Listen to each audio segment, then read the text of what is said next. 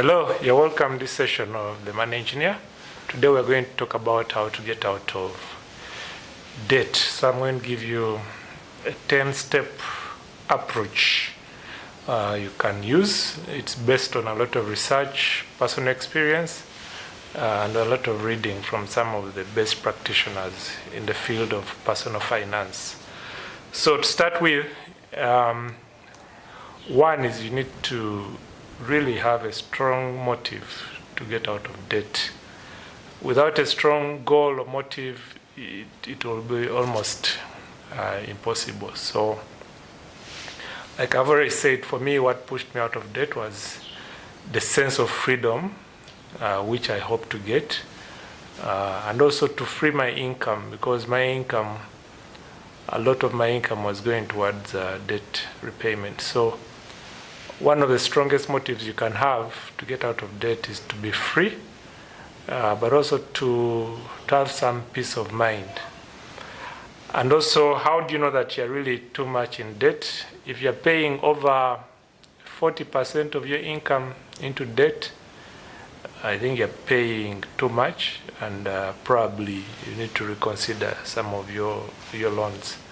Also, if you look at all your assets, if you list down all your assets, and then your debt is more than 50%, I think you're heading into the red zone. So at best, you need to reduce those numbers. If possible, try and get out of debt completely. So you need to have a very strong reason. And if you're a Christian or a believer, then of course, you know that the Bible most religious scripts rarely encourage debt, because when you go into debt, you enter into some kind of bondage to the person who is giving you the loan. So there's something weird and spiritual about debt that if you're not careful about it, it can really cause you a lot of stress. So let's say you've decided to get out of debt. I know some people are really tolerant and can handle debt, but many of us, I don't think, can handle too much levels of debt. So let's say you decide to get out of debt. What's step 2? Step 2 is to build a small cash reserve to prevent you from getting back into debt. So I would recommend anything between Uganda shillings 100,000 to 1 million is good enough for the start. Of course, it could be more, but you don't want to be living your life without any cash reserve. The literature recommends $1,000. Of course, in Uganda, that's a bit of too much money, but anything between 100K to 1 million could be sufficient. It also gives you an initial win, which keeps you now moving. And so the deal is, when you save this money, you're not supposed to touch it, okay? Until you've cleared all your debts. You only touch it if the situation is really, really, really grave. So 3, so let's say you've saved your 100K or 1 million. The next step is now to assess, to do a health check of your loans, okay? This is the time to be brutally honest with yourself. Get a piece of paper and list down all the loans you have, starting with the smallest. The airtime you owe at the kiosk, the money you've not paid the border, the money you owe your brother, the money you owe your landlord, the bank loans, the circle loans, the staff loans. You list down all those loans, starting with the smallest all the way to the biggest. So the idea is, there's no way you can get out of debt without knowing where you are, okay? In strategic planning, you need to know where you're going, you need to know where you are, and then you need to write down the steps you're going to take. So we know where we are to go. We need to reduce our debt or eliminate it. We've established how much. If it is 100K, if it is 10 million. I know people who have hundreds of millions in debt. So now you know what the problem is. So now how do we tackle it? So 4, now you attack the smallest loan, okay? The 5K you owe at the shop for the milk you bought and you didn't pay. Now you start by paying that off, okay?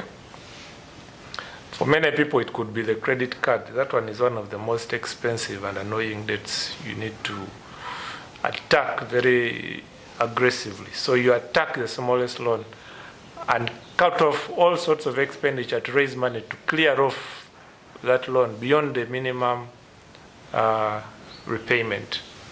So while you're attacking the small loan, you're maintaining the minimum payments on all the other loans. If you have a mortgage, if you have a salary loan, you're maintaining those minimum payments, but you're finding extra money within your budget to attack that small loan.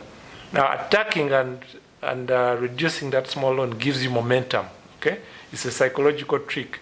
When you're eating an elephant or cutting an elephant, you start with the tail. You start with the smallest thing. So you've already got a win of saving 100K or 1 million shillings.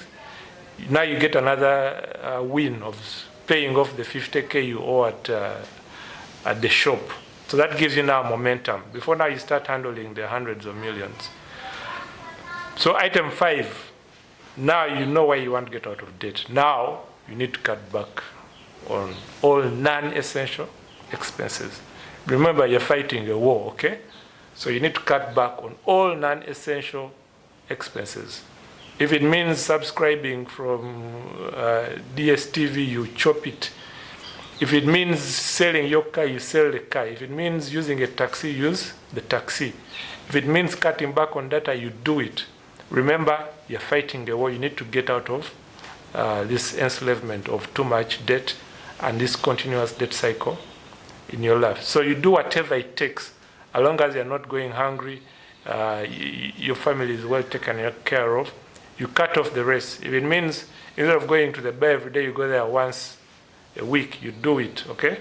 You're fighting a war for your family, for yourself, to get out of this enslavement. Now, so you've done all the other stuff. You've paid off 1 or 2 loans. Now you're attacking. Now you're starting to attack the bigger loans.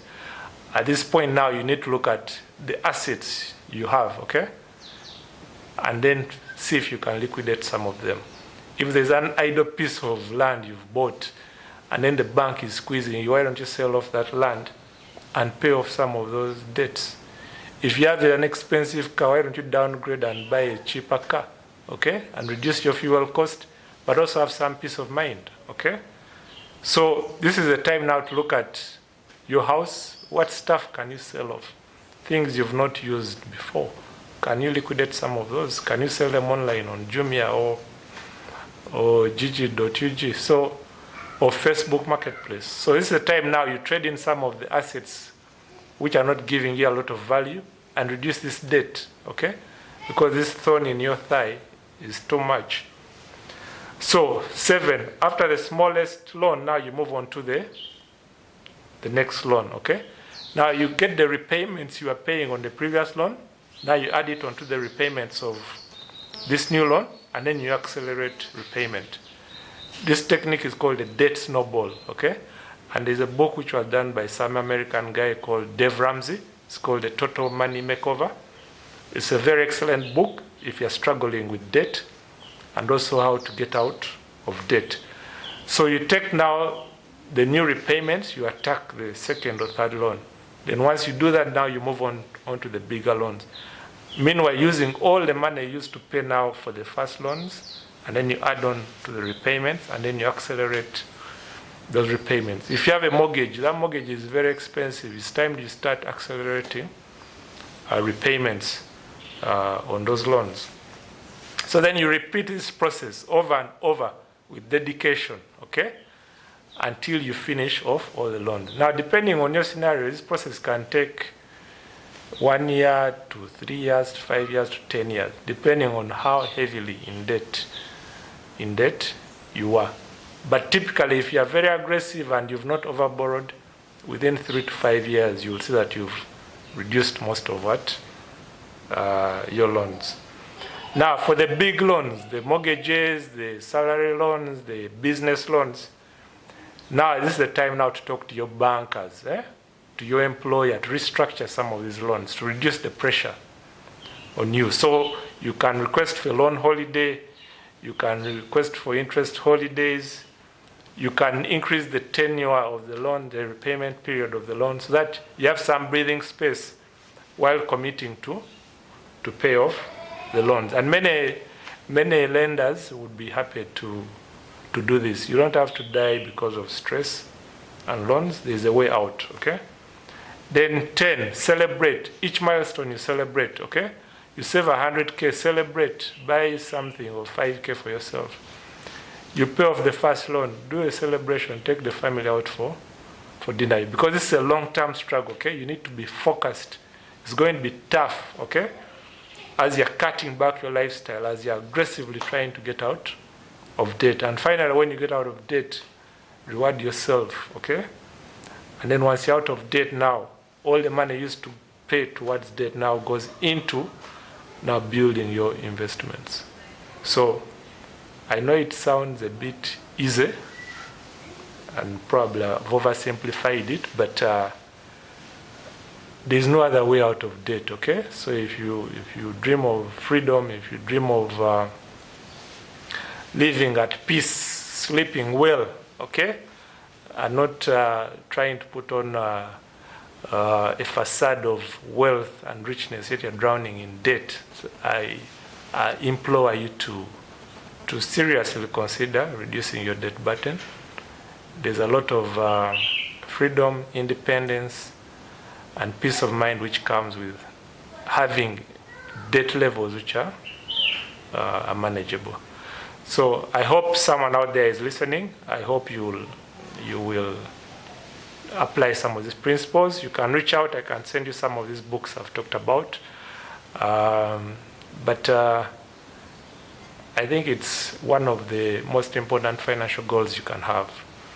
Having a goal to either cut back on the debt levels or totally eliminate debt. So this has been the Money Engineer. I hope you've enjoyed this session. Please like, comment, and share. And I'll see you next time. God bless.